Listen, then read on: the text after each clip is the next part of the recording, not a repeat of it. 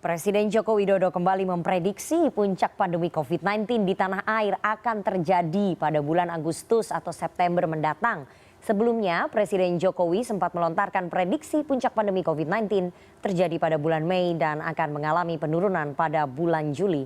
Sementara jumlah kasus positif COVID-19 di tanah air terus bertambah dan meluas sampai Presiden sendiri mengingatkan peringatan lampu merah atas lonjakan kasus positif. Apa sebetulnya dasar Presiden Jokowi melontarkan prediksi puncak pandemi, sementara sejauh ini tidak ada kebijakan konsisten yang diterapkan pemerintah pusat dalam menekan angka penyebaran COVID-19.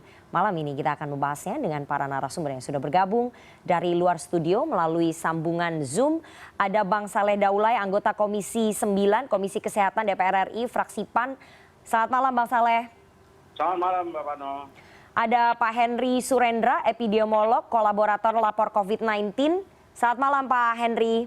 Selamat malam Mbak. Dan melalui sambungan telepon juga ada Bang Abed Nego Tarigan, Deputi 2 KSP. Selamat malam Bang Abed. Malam. Saya langsung saja mau ke Bang Abed. Bang Abed, apa sebetulnya sih dasar Presiden Jokowi menyampaikan prediksi puncak pandemi COVID-19 bulan Agustus atau September? Datanya dari mana Bang Abed? Kalau itu pasti pakai modeling dari para epidemiolog juga ya. Jadi itu selalu digunakan, dan dari bulan-bulan lalu juga perilaku itu praktek itu dilakukan ya. Misalnya ketika waktu kita masih menerapkan PSBB secara ketat kan prediksi itu memang menunjukkan mendekati ya. Mana di misalnya kayak Jakarta itu artinya itu mendekati 1, bahkan pernah di bawah 1, 0,98 saya kalau nggak salah. Tetapi kemudian kan ada tekanan ekonomi dan sosial gitu ya, yang juga mempengaruhi, dan kemudian negara-negara lain mulai menerapkan adaptasi kebiasaan baru, dan kemudian kita melakukan percepatan, dan kemudian itu ada mengalami pergeseran lagi. Tetapi di dalam konteks itu semua pasti menggunakan para ahli ya, itu kita pastikan itu. Artinya ini modeling dari para epidemiolog. Tapi sebelumnya Presiden itu juga sudah pernah memprediksi pada bulan Maret kalau puncak pandemi ini akan berlangsung pada bulan Mei dan akan menurun di bulan Juli. Kenapa bisa sampai meleset 2 kali Bang? Bukan meleset ya, karena kan pada waktu itu prediksi berdasarkan kondisi pada waktu itu, di mana seperti saya katakan PSBB kan ketat ya, kita dilarang semua gitu loh ya kan, kita di work from home semua, terus kemudian juga nggak ada ibadah juga gitu ya. Nah kemudian kan dalam perjalanannya justru ada kondisi yang kita itu kalau tadi tadi saya dengar sedikit itu ada relaksasi begitu ya, kemudian itu tentu mengalami perubahan, namanya modeling. Pasti akan ada faktor-faktor eksternal juga yang bisa mempengaruhi terkait di dalam perkembangan data kasus ini. Oke Bang Abed, artinya Presiden mengakui kalau pelonggaran PSBB menuju adaptasi kebiasaan baru itu turut meningkatkan angka penyebaran COVID-19? Tapi ada faktor juga yang lain, makanya kan tadi saya katakan ada banyak faktor ya. Faktor testing kita yang naik dari 10.000, 20.000 dan ditargetkan Presiden menjadi 30.000, itu juga kan seperti center ya yang menerangi jalan kita, dan kemudian banyak menemukan kasus-kasus untuk itu gitu loh. Jadi misalnya kayak data, saya lupa hari ini atau kemarin ya, saya cek sekitar 23.000 kan sampel tes yang sudah kita lakukan, dan ini memang akan terus ditingkatkan. Di seluruh negara juga memang setiap ada aktivitas yang diberikan pelonggaran sebut begitu, ada aktivitas yang sektor-sektor buka, maka konsekuensi 3T-nya itu harus diperkuat gitu loh.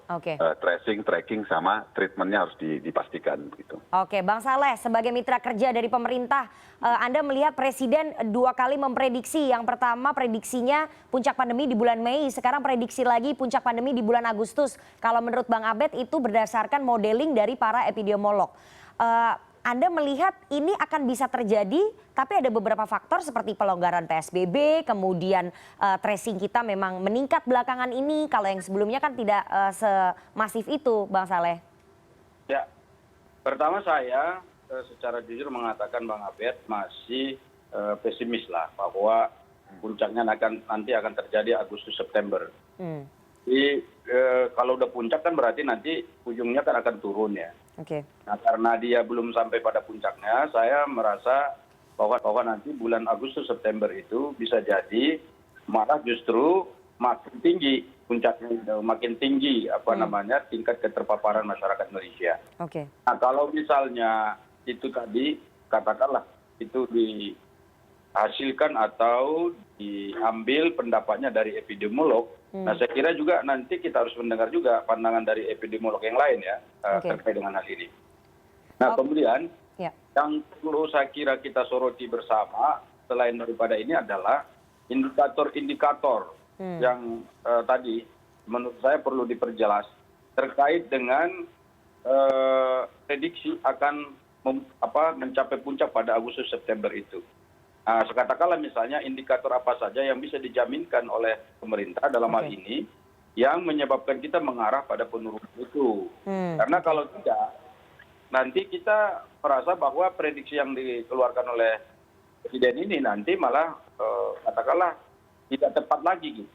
Karena begini, soal prediksi ini kan sebetulnya sudah banyak lembaga yang melakukan. Katakanlah kemarin itu tempo hari BIN juga kan sudah menyampaikan prediksi. Jadi prediksinya kalau nggak salah bulan Mei, ternyata meleset. Kemudian ada lembaga survei loh kemarin itu juga yang mencoba melakukan prediksi. Ternyata lembaga survei juga salah gitu loh. Jadi menurut saya sebaiknya kita ini berupaya keras lah secara sungguh-sungguh bagaimana untuk memutus mata rantai penyebaran virus ini. Hanya dengan begitulah caranya kita bisa lepas dari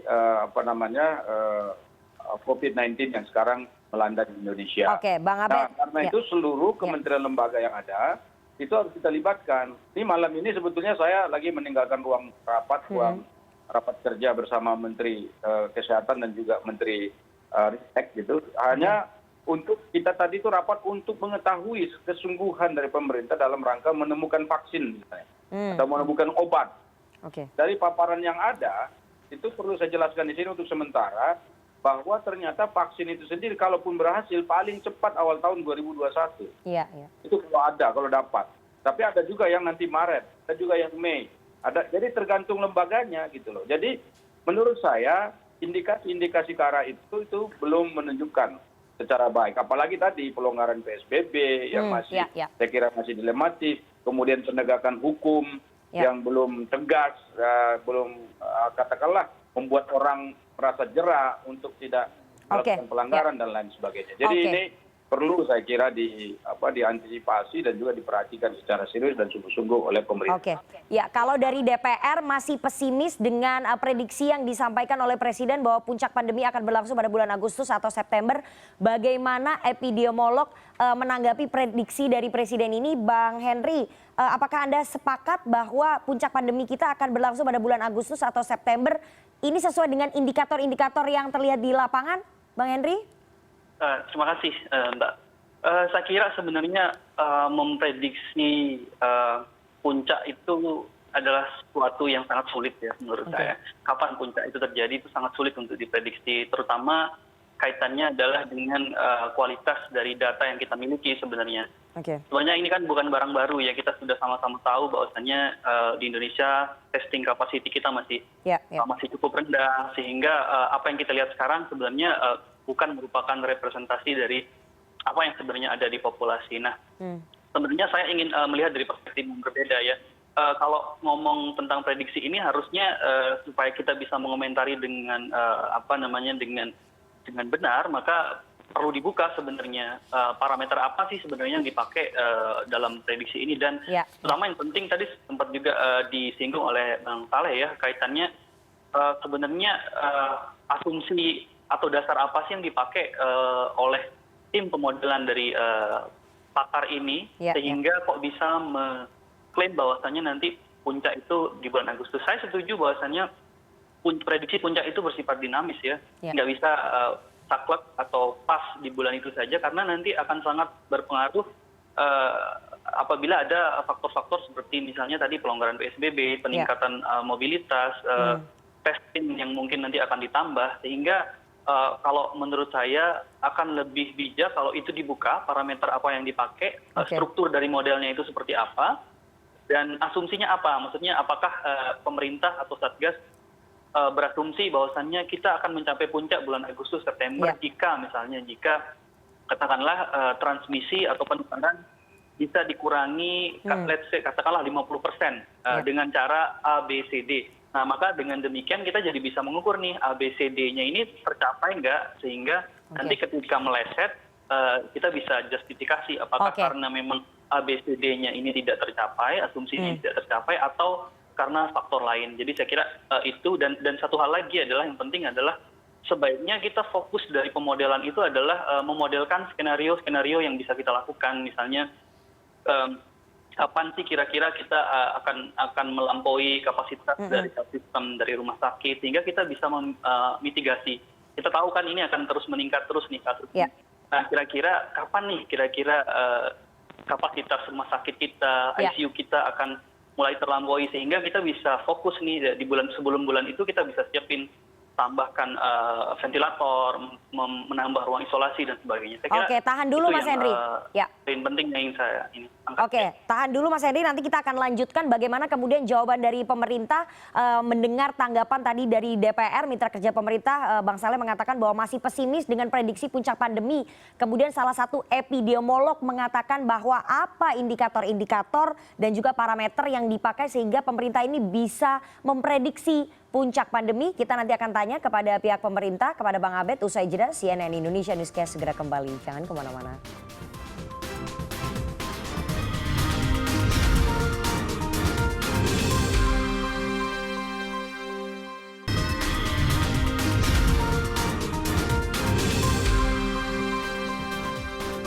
Anda masih bersama kami di CNN Indonesia Newscast dan kita akan lanjutkan perbincangan kita dengan para narasumber yang bergabung dari luar studio melalui sambungan Zoom. Ada Bang Saleh Daulay, anggota Komisi 9 DPR RI, fraksi PAN.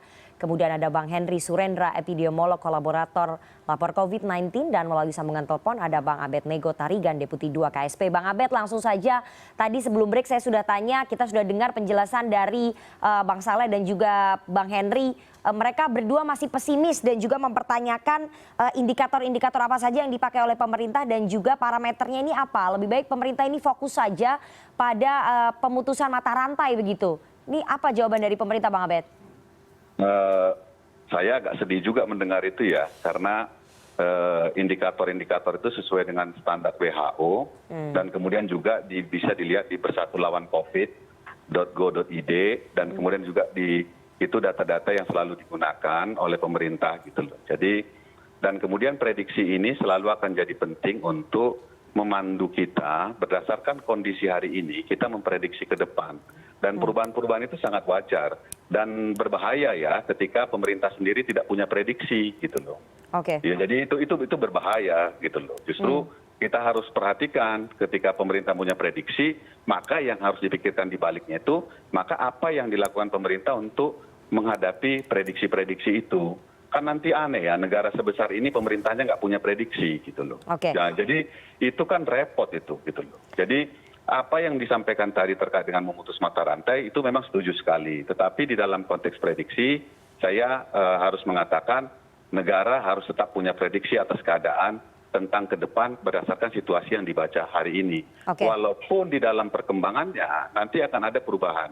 Misalnya kita lihat contoh begitu ya, ketika ada peningkatan juga misalnya partisipasi masyarakat di dalam memutus mata rantai ini. Misalnya kesadaran tentang protokol setelah ada beberapa kasus-kasus baru meningkat misalnya. Gitu ya. Jadi ini kan akan mempengaruhi keadaan juga gitu loh. Jadi ini juga penting untuk kita lihat. Tapi apa yang disampaikan tadi oleh Bang Saleh memang penting sekali untuk bagaimana memperkuat di dalam penanganan itu. Perlu saya sampaikan, kan setidaknya ada, saya lupa angka persisnya, ada belasan indikator itu di dalam beberapa kategori. Misalnya epidemiologisnya kayak apa, kemudian kesiapan fasilitas kesehatannya kayak apa, kemudian yang berikutnya itu kemampuan testing dan tracingnya kayak apa. Itu ada yang ditetapkan oleh dari WHO. Jadi balik lagi tadi terkait dengan memutus mata rantai ini, beberapa agenda-agenda yang terus didorong oleh pemerintah, termasuk 3T yang sudah disampaikan di awal, kemudian bagaimana kita tadi apa yang disampaikan Bang Saleh juga sudah sempat dikomunikasikan oleh Presiden dengan kementerian dan lembaga untuk memikirkan bagaimana misalnya memperkuat pelaksanaan sehingga pelanggaran-pelanggaran protokol kesehatan itu bisa ada sanksi yang diberikan misalnya. Oke, Bang Saleh, prediksi meleset terus, apakah ini karena salah satu alasannya adalah kebijakan yang terus berubah-berubah begitu, kebijakan dari pemerintah yang tidak konsisten dalam mengintervensi keadaan begitu, itu salah satu faktornya kalau menurut DPR? Jadi begini, saya sebetulnya tidak mempersoalkan ada prediksi presiden, saya hanya mempersoalkan bahwa prediksi itu takutnya dan khawatirnya saya nggak tercapai, nggak sesuai. Jadi di situ kalau ada prediksi nggak ada masalah. Salah satu di antara fungsi dari prediksi itu kan tentunya adalah untuk memberikan motivasi semangat bagi masyarakat kita bahwa kita mampu melawan COVID-19. Juga sekaligus memberikan semangat kepada tenaga medis kita, tenaga kesehatan kita yang berdiri di lini bagian terdepan untuk melawan COVID-19. Jadi saya kira itu baik saja, bagus ya. Tetapi sekali lagi saya mengatakan, kenapa saya agak pesimis ini kan, ya itu tadi pelonggaran-pelonggaran PSBB yang dilakukan, kemudian adaptasi dan kehidupan baru yang sekarang dikampanyekan oleh pemerintah itu belum juga katakan membumi. Kenapa? Karena istilah new normal kemudian diganti dengan adaptasi dan kehidupan baru saja itu jadi satu problem. Jadi kalau kita itu masih berbicara pada diksi kata dan pemilihan kata itu belum tuntas, bagaimana kita misalnya itu salah satu bentuk kebijakan yang tidak konsisten, Bang, menurut Anda, Bang? Memutus mata rantainya begitu loh. Karena ini jangan dianggap sepele ya, karena saya akan mengikuti rapat di Today ini di Komisi 9 terkait dengan ini. Saya melihat bahwa paparan yang disampaikan oleh Kementerian Kesehatan itu menurut saya itu belum sesuai dengan apa yang tadi diprediksi. Kenapa? Karena di Kementerian Kesehatan itu tingkat keterpaparan itu sampai menyentuh angka 600.000 orang loh. Jadi kalau 600.000 itu maka dimunculkanlah angka anggaran sebesar 45 triliun untuk pengobatannya. Bang Saleh. Yang sekarang 75.000 ini kan berarti prediksi dari Kementerian Kesehatan dengan prediksi yang dikeluarkan oleh Presiden itu kan berbeda. Oke, Bang Saleh. Bang Saleh tahan dulu. Ada prediksi semacam itu, tetapi menurut saya kita harus menyesuaikan dengan apa yang sesungguhnya terjadi di lapangan. Sehingga dengan demikian ada kesesuaian antara prediksi itu dengan apa yang kita buat di lapangan begitu. Oke, Bang Saleh, perubahan diksi dari new normal menjadi adaptasi kebiasaan baru itu salah satu bentuk kebijakan yang tidak konsisten, Bang?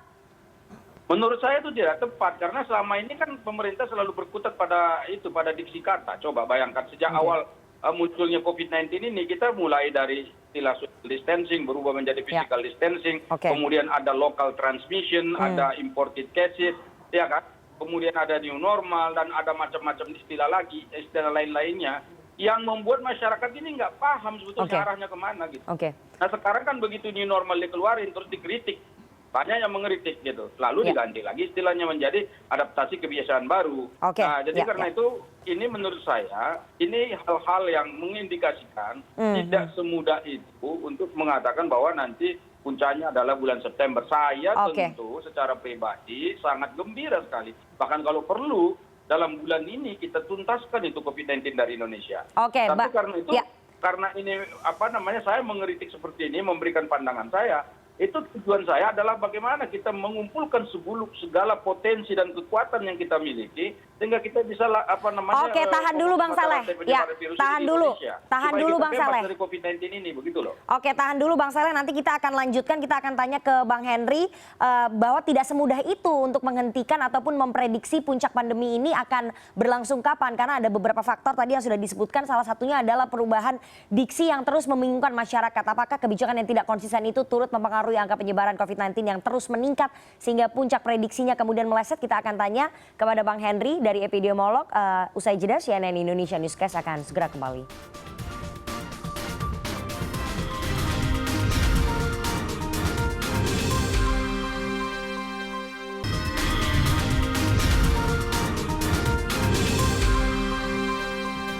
Anda masih bersama kami di CNN Indonesia Newscast dan kita akan lanjutkan perbincangan kita dengan para narasumber yang bergabung dari luar studio melalui sambungan Zoom karena waktu kita tidak banyak. Saya akan langsung ke Bang Henry. Bang Henry, tadi Pak Saleh sudah mengatakan bahwa tidak semudah itu karena ada kebijakan yang terus berubah-berubah, kebijakan yang tidak konsisten yang dilakukan oleh pemerintah sehingga membuat kemudian prediksi puncak pandemi ini terus meleset dan angka penyebaran kita ataupun angka positif kita ini terus meningkat begitu. Salah satunya tadi perubahan diksi yang kemudian membingungkan masyarakat. Anda sepakat dengan itu, Bang Henry?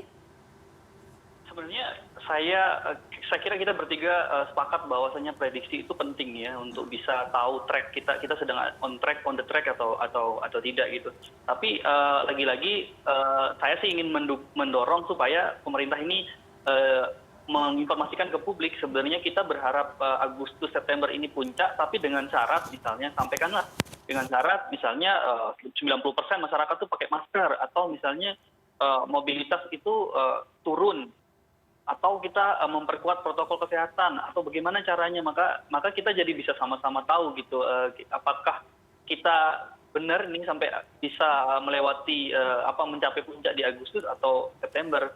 Tapi kalau tidak, kalau hanya dikatakan Agustus September puncak tapi tanpa ada penjelasan how gitu bagaimana kita mau mencapai sana kan ini kan bisa jadi juga hanya memberikan keamanan semu ya di masyarakat, apalagi kita tahu sekarang mobilitas mulai meningkat. Kemudian yang saya khawatirkan sebenarnya adalah ini kan kita baru masuk ke fase di mana kasus-kasus atau penularan terjadi di kota-kota besar yang masyarakatnya padat dan mobile.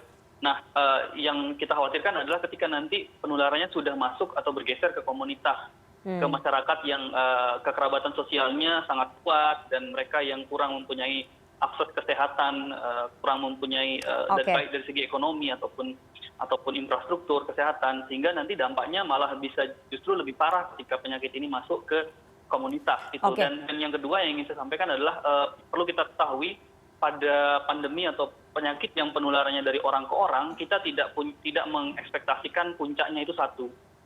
Kita sebut istilahnya propagated, maka puncaknya itu akan lebih dari satu. Kenapa? Karena ini dari orang ke orang, ketika nanti kasus di Jakarta, Surabaya, Jawa Barat itu mulai turun, maka nanti ketika dia bergeser ke daerah lain, maka akan ada lagi puncak baru di daerah lain, seperti misalnya di luar Jawa.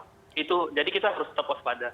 Oh ya, apa yang harus dilakukan pemerintah? Apakah harus mengembalikan pengetatan PSBB dan juga mengevaluasi adaptasi kebiasaan baru ataupun AKB sehingga meminimalisasi mobilitas masyarakat begitu, Mas Henry? Saya kira pertama isunya sekarang pertama kan ada mulai public trust ini udah mulai agak turun ya. Sebagian masyarakat mengatakan ini tuh hanya konspirasi, tidak percaya dengan corona, ini hanya flu biasa, sehingga mereka abai. Nah, saya kira supaya kita bisa memecahkan suatu masalah, yang pertama kita lakukan adalah menunjukkan bahwasannya masalah itu ada dan serius gitu. Nah, cara untuk melakukan ini adalah dengan meningkatkan tracing kita, meningkatkan tes PCR kita, bukan rapid test, sehingga nanti masyarakat itu bisa tahu, oh ternyata memang kasus kita banyak. Begitu juga dengan kematian, kan kita selama ini hanya menganggap kematian itu hanya pada kasus yang terkonfirmasi PCR.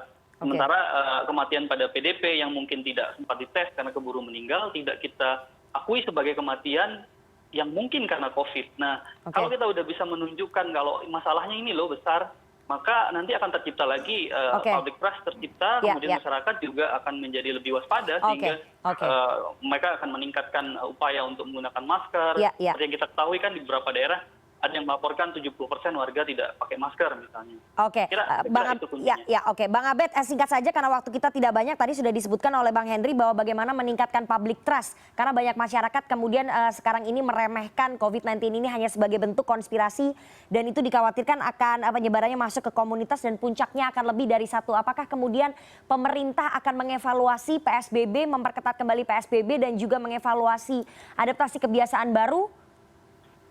Pemerintah selalu mengevaluasi keadaan ya. Jadi kalau lihat itu survei dan lain sebagainya itu tetap dilakukan untuk melihat terkait dengan bagaimana perkembangan yang ada di lapangan. Tapi apa yang disampaikan tadi oleh Bang Saleh maupun Bang Henry itu sama persis dengan arahan yang diberikan Presiden soal 3T, kemudian memberikan perhatian ke wilayah Jatim, Jakarta, Jawa Barat, Sulsel dan seterusnya yang ada 9 provinsi itu.